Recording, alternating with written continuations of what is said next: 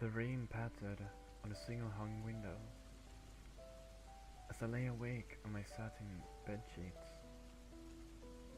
Sleep had no desire to stay, so away, observing darkness. The downpour roared as the storm grew heavier, throwing more diversion towards peace. Temporary madness overwhelmed my emotions, resulting in aggravated moans produced from my chapped lips. "Sleep," a voice whispered. Its warm dampness and rancid odor struck my face like a bullet. Instantly, I jolted from my mattress, engulfed in terror and sweat. "Whose voice chills my heart?" I asked the entity, determined to discover its motive for entering my home. The reply I receive is nothing more than a deafening silence. I relaxed back into my false slumber, wary of the blackness around me. My chest pounded a frenzy opus. Its beat matched the tempo of the storm's chaotic monsoon. As quietness amplified, my pulse grew louder. Goosebumps tickled my spine, vibrations which originated from both fear and the ice air took over my arms and legs. "Sleep," a voice whispered. Have I gone mad? Am I asleep, constructing horrific visuals for my brain to suffer through? No soul is before my eyes, yet its presence mocks me. "Reveal yourself!" I cried. "Torture me like a warrior and display your disgusting face." "As you wish," the tormentor states. I brace myself, ready to meet my foe.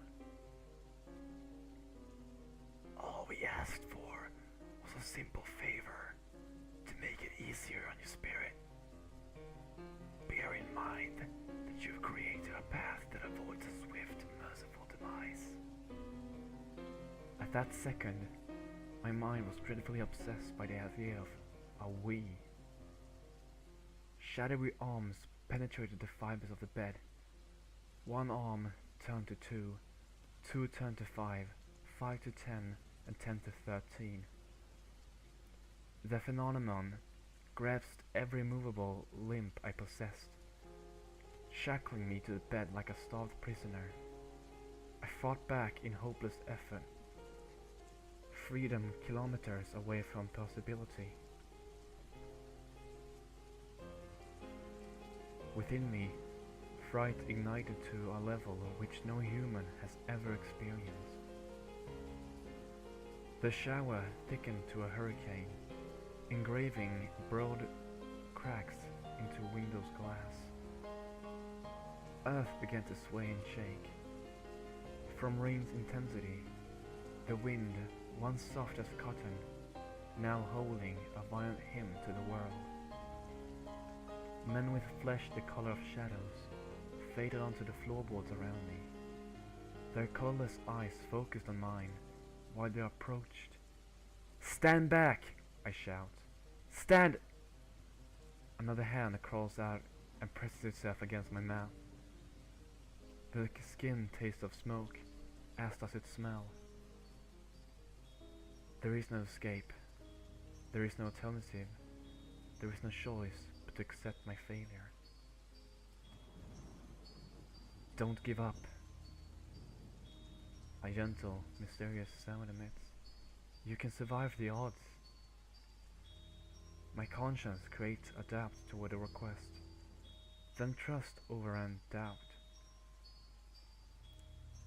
I'll never know why, but somehow I believed in its promise.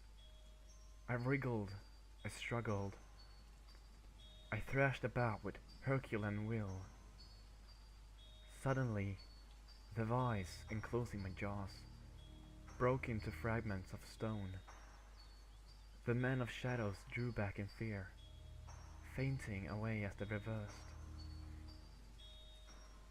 No longer able to support the weather's aggression, the pane shattered to shards, the framework splintered into oblivion. Water splashed a wicked tone as it dove through my window-sized opening. In an attempt, I forced so much that I wired my teeth shut and shed blood from my gums. I ripped several flesh-made cuffs to rock. The remaining gripped me tighter, desperately holding me down. The adrenaline that coursed through me barely managed to fracture their embrace. My left arm sprung loose, then my right arm followed suit. Soon, my legs were liberated, signaling total unbound control. The Shadowmen gazed in disbelief. "How?" one uttered. "This isn't possible.